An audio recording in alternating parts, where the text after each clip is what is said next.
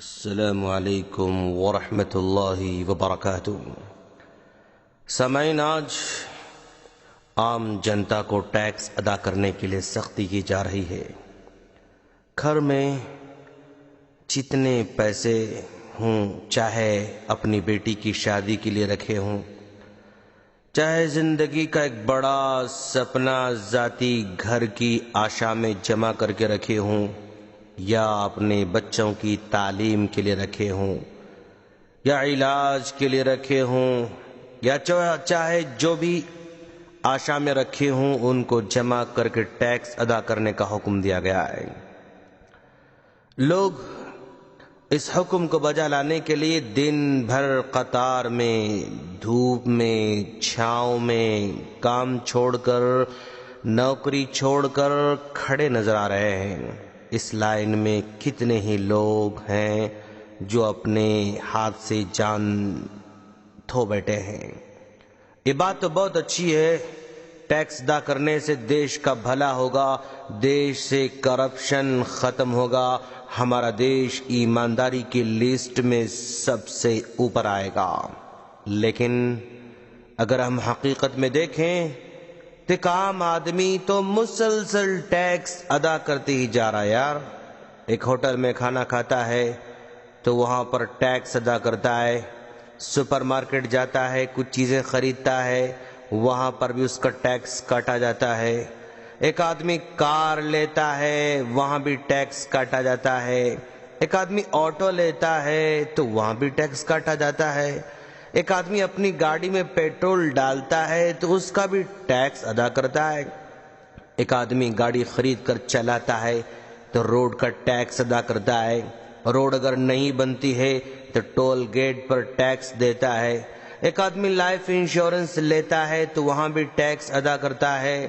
ایک آدمی کسی کمپنی میں کام کرتا ہے تو وہاں بھی ٹیکس ادا کرتا ہے۔ ایک آدمی زمین خرید کر رجسٹریشن کراتا ہے تو وہاں بھی ٹیکس ادا کرتا ہے۔ گھر بناتا ہے تو وہاں بھی ٹیکس ادا کرتا ہے۔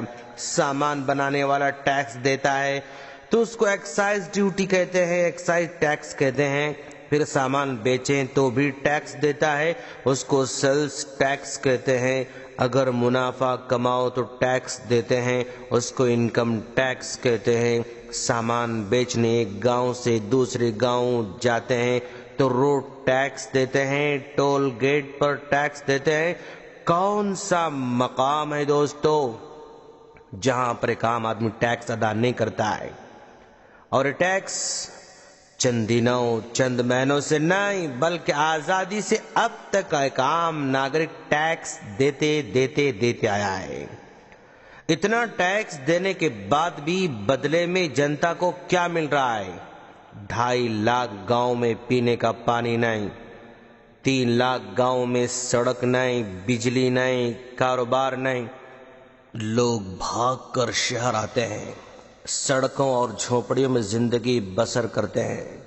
دلی کو دیکھیں، کلکتہ کو دیکھیں، ممبئی میں دیکھیں، جھوپڑیاں نظر آتی ہیں۔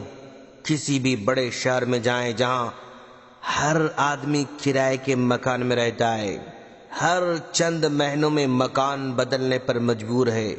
اتنا ٹیکس دینے کے باوجود ایک شہری کو ذاتی گھر نصیب نہیں ہے۔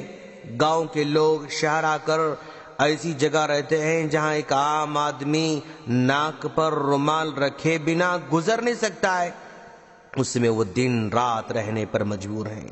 جو ٹیکس اب تک ادا کیا گیا ہے، اس ٹیکس سے ایک عام ناگرک کو وکاس تو نہیں ہوا، البتہ وکاس تو صرف نیتاؤں کے گھروں میں ہوا ہے دوستو، جنتا کے پاس نہیں ہوا ہے۔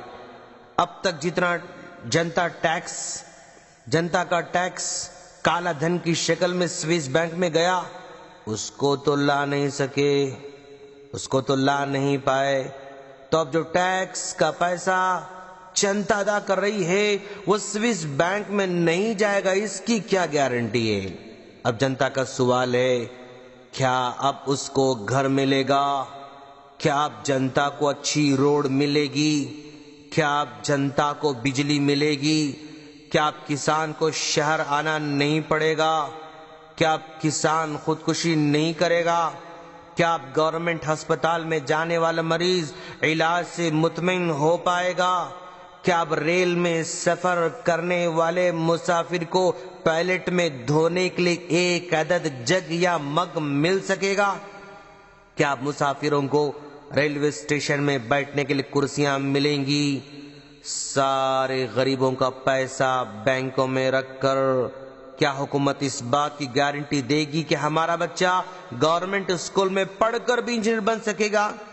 کیا گورنمنٹ یہ گارنٹی دے سکتی ہے کہ گورنمنٹ اسکول میں پڑھ کر ہمارا بچہ ایک سائنٹسٹ بن جائے گا؟ کیا اور کوئی بڑا آدمی بن سکتا ہے؟ کیا گورنمنٹ ہسپتال کے علاج پر مطمئن ہو سکتے ہیں؟ کیا گورنمنٹ کے آفس میں کوئی کام بلا رشوت کے اس کے بعد ہوگا؟ کیا کوئی ڈرائیونگ لائسنس بلا رشوت کیا بن سکتا ہے؟ کیا کوئی گورنمنٹ کی نوکری بلا رشوت کے اب تک کسی کو ملی ہے؟ کیا ایک چپراسی کی نوکری بھی بلا رشوت کے اس کے بعد مل پائے گی؟ کیا گورنمنٹ کے آفس میں بلا کسی رشوت کے فائل آگے بڑھے گی؟ کیا گورنمنٹ کے آفس میں کام کرنے والے عام آدمی کی تکلیف، اس کی مشکل، اس کے مسائل، اس کے لاچاری کو سمجھ پائیں گے؟ اب جنتا کا ٹیکس حکومت وصول کر رہی ہے تو اس کو بھی ایماندارانہ خدمات دینا ہوگا، پیش کرنا ہوگا۔ اس کے گھروں میں 24 گھنٹے بجلی فراہم کرنا ہوگا، گاؤں گاؤں میں پانی کا انتظام کرنا ہوگا، حکومتی نوکروں سے بھی وقت کی پابندی، ایماندارانہ ذمہ دارانہ انداز میں کام کرانا ہوگا۔ اب وہ رشوت کی توقع کو ختم کرانا ہوگا۔ کوئی کام کرنے میں ٹال مٹول کرتا ہے تو سزا کا سامنا کرانا ہوگا۔